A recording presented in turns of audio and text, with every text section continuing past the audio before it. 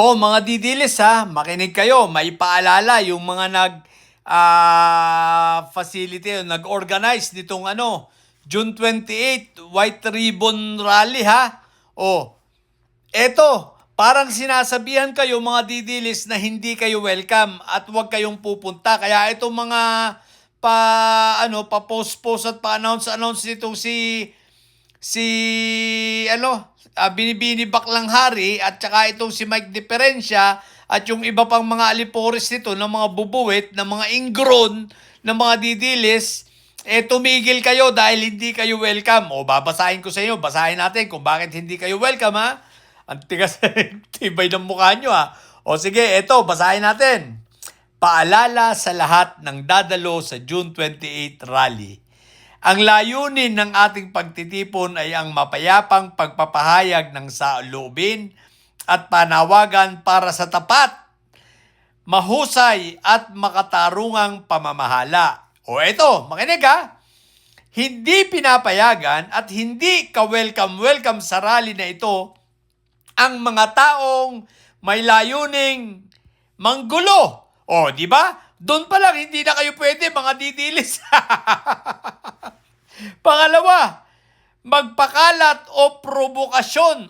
Di ba? Kayo ang tinutukoy mga didilis, bawal talaga kayo. Anong pangatlo rito? Maghasik ng karahasan o paninira. Kayo na naman ang tinutukoy. Walang iba. Ito pa. Mag-destabilize ng gobyerno. Obvious, kayo talaga ang tinutukoy. Mike Diferencia. Sino pa? Eric Celis, lahat na kayo. Di ba? Kayo ang tinutukoy talaga. At ang huli, gumamit ng rally para sa sariling political na agenda. Di ba ga? Walang ibang tinutukoy kundi kayo. Basahin pa natin ha. Ang rally na ito ay para sa mamamayang mapayapa, makabayan at nagnanais ng tunay na pagbabago sa pamamagitan ng tama at demokratikong paraan. Di ba ga? Mga description na wala kayo mga didilis dahil unang-una, hindi naman kayo mamamayang mapayapa. Mga balasubas nga kayo, mga buwisit nga kayo, mga salot nga kayo ng lipunan, di ba?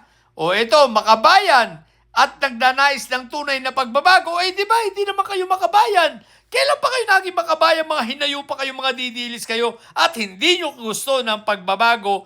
Kung gusto nyo ng pagbabago, di sana si Inday Sayad, sinasabi nyong harapin niya ang impeachment niya, ang tanga nyo talaga. Sabi rito igalang ang batas. Siyempre, hindi naman kayo marunong gumalang sa batas. Igalang ang kapwa, di lalo lang hindi kayo marunong gumalang sa kapwa. Igalang ang rally, di lalo lang hindi kayo marunong gumalang sa rally, di ba? Kaya wala talagang itong warning na ito ay para sa inyo talaga mga didilis. Walang ibang, ang mga description dito kayo ang tinutukoy. Kaya hindi kayo welcome. Kaya wag lang kayong may pa-post-post pa. Kala nyo naman kasama talaga kayo sa nag-organize. Hindi nga kayo kasali rito ha. Ayan maliwanag ha. Hindi kayo welcome. Mga hinayo pa kayo. Yun lang. Sa mga didilis na bobo nyo, mga hinayo pa kayo. Wag na wag kayo pupunta rito. Hindi kayo welcome.